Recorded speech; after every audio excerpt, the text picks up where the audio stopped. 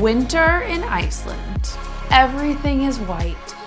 Waterfalls are frozen, beautiful drawn out sunsets, and the Northern Lights. What is not to love?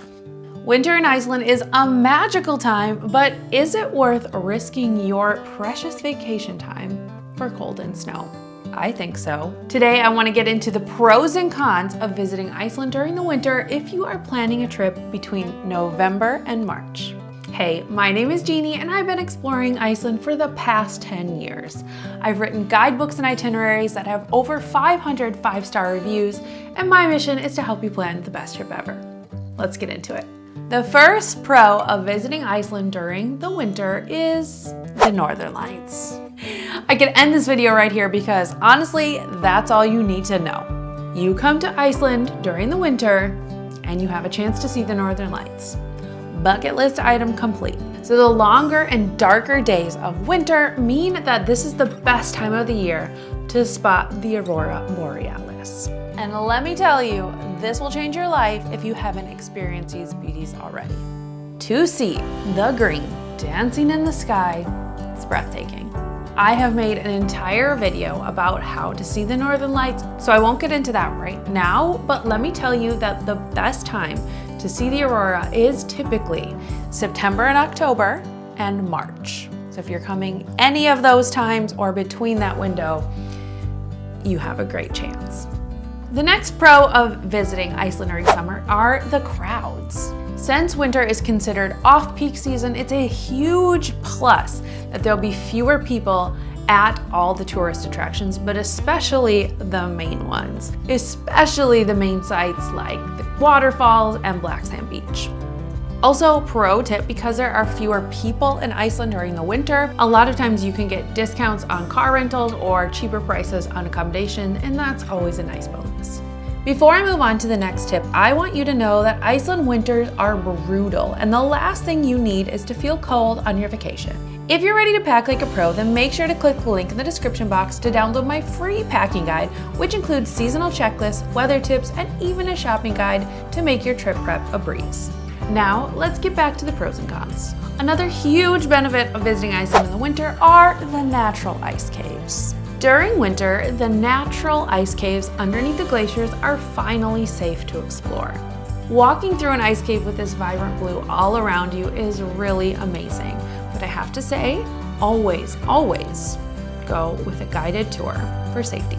I do want to be mindful in this video that as of this recording, there was a recent tragic event that happened in Iceland during a guided tour in which a couple of tourists lost their lives. This is never a fun topic to talk about, but the reality is it's dangerous to go in ice caves, but hopefully with a trusted, reputable guide company, which I will link below, you'll be able to enjoy these beautiful ice caves. If walking into the ice caves are not for you, another great option is a glacier hike. And of course, there's multiple different glacier tongues that you can safely walk on, again, as long as you're with a guide. Moving on to the cons of visiting Iceland during winter, and these should not be overlooked. The first one is the weather. I'm sure that you are surprised to hear me say that, but here's the rundown. Temperatures in Iceland during the winter can range from 28 to 40 degrees Fahrenheit and -2 to 4 degrees Celsius. So while those numbers might not seem cold to some of you, trust me, Iceland still feels plenty cold. And the reason for that is the wind. The wind is pretty much always present when you're traveling around Iceland. And that wind chill factor is what will make you feel chilled down to your bones. You can also obviously expect snow during this time. However, because of the Gulf Stream effect, places along the coast like Reykjavik and the south coast that are commonly traveled actually don't have as much snow as you would expect. And finally, ice. It's called Iceland, and while we are not covered by an ice cap completely, there's plenty of ice during the winter, especially on the roads, especially by the waterfalls. It gets really dangerous. I highly recommend packing crampons or yak tracks for your safety, and I will leave links to those in the description box below. The next con of visiting Iceland during the winter are the daylight hours. This is also a gigantic deal. Do not overlook this factor whatever you do during your winter planning. Because I've said it before, I'll say it again, the daylight hours are the most important factor in planning your trip to Iceland. Doesn't matter what time of year you're coming, daylight hours. In the winter, it's much darker. The daylight hours are fewer. And so with this, you have much less time for outside exploring and sightseeing. November starts out with about 7 to 8 hours of daylight, and by December, we're down to 4 hours of daylight. Pro tip, this is the reason that my winter itineraries are so incredible for trip planning. I've already done all the work for you. I've already mapped out all the places, keeping in mind the low daylight hours. So if you don't want to risk it, go ahead and grab one of those and your trip planning is done for you.